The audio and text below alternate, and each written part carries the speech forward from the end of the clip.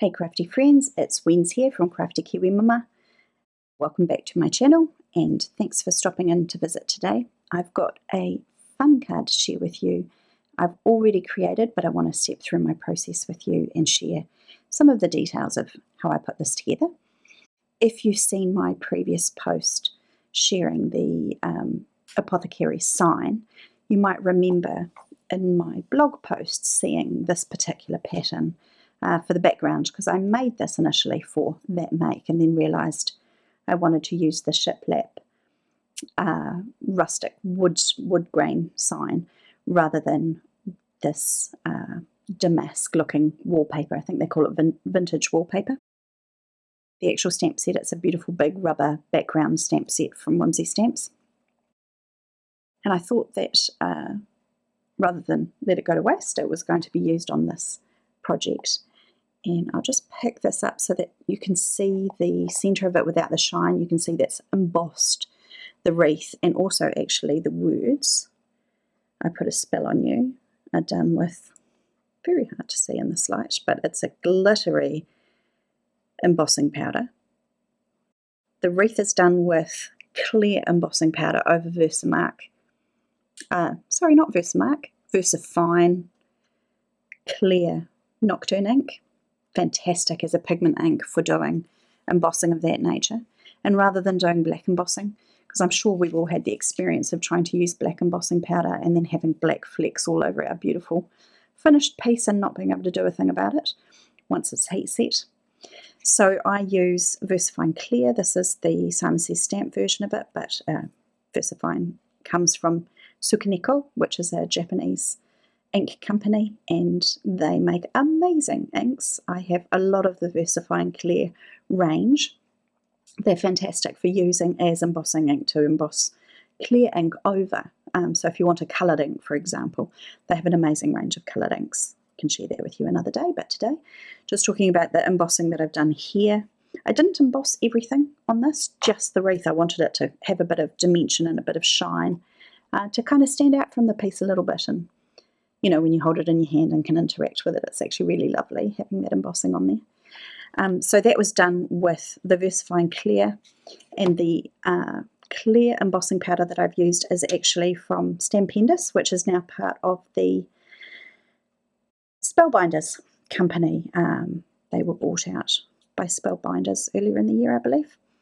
But it's still my favourite embossing powder for clear detail transparent embossing. It's a really, really lovely one. There are lots of really good ones out there. Just use what you have in your stash. Wow, do a fantastic range. Ranger also have amazing stuff. But I particularly like this. It's got a very, very fine grain on it. So it embosses fine details really beautifully. The other bit that I was telling you about, which it's difficult to tell the difference between the two, but can you see that's got slightly orangey, glittery finish on the sentiment itself in the middle of the wreath?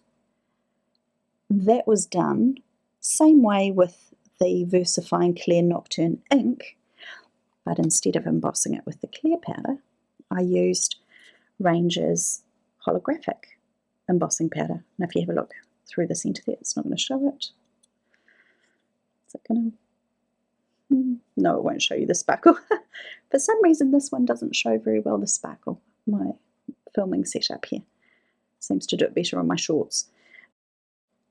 It is a very, very sparkly embossing powder. It's really beautiful, and it has these orangey sort of glittery lights in it, which is how I've achieved that centre sparkle on the sentiment. So it makes it look a little bit magical and a little bit different. Looking at the actual piece, you might wonder how I did the background, and if you're curious about that, I'll say it's a new adventure for me. I haven't really done a lot of distress crayon colouring before. Totally inspired by my teamie from the Halloweeners, Anna Karainaman. If you've seen her shorts, you will have seen how she uses distress crayons. She is amazing, and I highly recommend that you check that out to see how to properly use distress crayons. She's really awesome. And so what I did was I had a little play. I had a set that I'd bought to do a class, and it came with these particular colours, the Twisted Citron, This one is Peacock Feathers, and that one is Mermaid Lagoon. And you can see just from laying them beside that those colours are quite well represented in the piece here. What I've done is I've used my Distress Sprayer water bottle and coloured loosely what I wanted to have on the panel. I've used a very light watercolour paper. It comes already with this deckled edge. I haven't used my Tim Holtz decal trimmer to do that. That comes that way. I just picked it up off Amazon when I was doing my hammer mill paper order. And the edge on this, it just looks so pretty. It's quite a large panel, 6x4. I think I measured it the other day when I was doing my blog post for this. 6x4 panel, and I didn't want to cut it down, so I've actually made this piece quite a significant large piece. That's more of a decor piece, so there's nothing on the back. It's not a card, it is a decor piece. But that beautiful black cardstock is Spellbinder's Raven cardstock, as is the mat behind the actual image. And all the stamping that's on here has been done with the VersaFine Clear Suki ink. And really the only sort of different thing that I did on there was my little adventure with the Distress crayons. So I've used, as you can tell, the Twisted Citron in the central part. I laid down all of the crayon colour before I added water. So it was done crayons dry straight to paper. So scribbled it down. And because it's watercolour paper, it takes the water very well and doesn't pill as normal cardstock would. So that's quite important if you're using a water medium, to be using a paper that will handle it being a water medium. Then I laid a little bit of the peacock feathers sort of around it, quite loosely. And then on the very edge, I added in some Mermaid Lagoon, and I believe I may have used some black soot, I think, at the very end of it, just from my pad of Distress black soot. And I used the Distress sprayer just to lightly spray over the panel, and using my fingers, so 2 or 3 fingers, I just got the crayon and moved it around until I felt it had kind of a cohesively interesting, grungy sort of look for the background. So I am really, really happy with how that turned out, because I'm an absolute novice with Distress crayons. I've been watching a few Tiffany Solario doing a few classes and watching a few of her videos to see how she deals with using Distress crayons. She's very, very good at that. And then super inspired by Annika Reinemann's shorts using Distress crayons. So I've had a little go, and I'm really pleased with how that turned out and love the variation of colour in that. So that is my piece today. As I said, I've used the vintage wallpaper background rubber stamp. It's a very large one, but because my canvas is so large, this is actually 4 times stamped across that canvas to get the look that it has. And if you look really closely, you can see there's a seam line here where I've matched up the image, but I did it well enough that it's not super obvious. So that's a trick that you can do when you've got a bigger background you want to cover and you've got a large stamp. You can just kind of do it in 4 quarters and obviously try and match your pattern up as best you can. It doesn't matter if it's not perfect. And then the last little finish on this, I distress the edges with a little bit of, that will have been walnut stain on the edge, just with a sponge dauber to bring a little bit of a grungy finish to the edge of it. And then finished it with a little black photo corner kind of finish, or book corner finish. That's actually from our ATC book die, which if you've seen some of my posts from last year, you'll remember I made one that had a little light up rustic book using that die set. I'll link it in the comments below so you know what I'm talking about. And that is pretty much today's make. The spiders, or I'll go through what I used for the actual stamps. The spider web in this corner is from this beautiful stamp set. I say beautiful. It's not the Doggies Halloween. I've stuck that in the wrong thing. It is called the Witch's Broom Sale clear stamp set. Sorry, I couldn't find the stamp cover, so I slid it in a different one. Just it's easier to see with the white behind.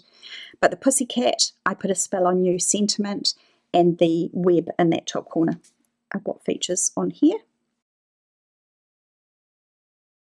I put a spell on you there. Yeah, so this little one, the dangling spider, actually comes from another set.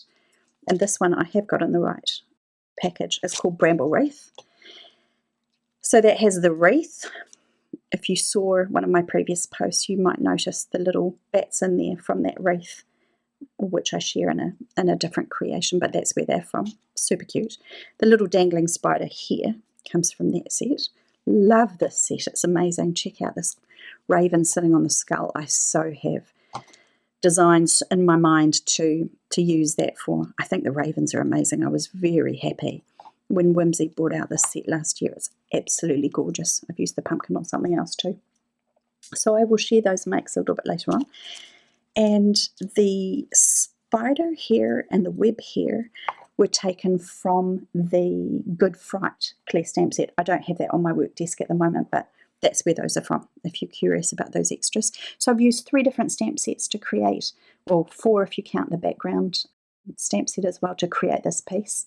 Just a really fun Halloween decor piece, and I hope that you enjoy seeing how it looks. That's better without the shine on it. My lights are very reflective with this shiny medium. And I think that's all I need to share with you about that process today. Hopefully you're enjoying hearing a little bit about the process that I go through when I'm creating my makes. I'm trying to do something a little bit different with them, and I would love if you leave me a comment to let me know how you're finding the videos. I am very new to this, but really keen to share some of my knowledge and my creative process with you.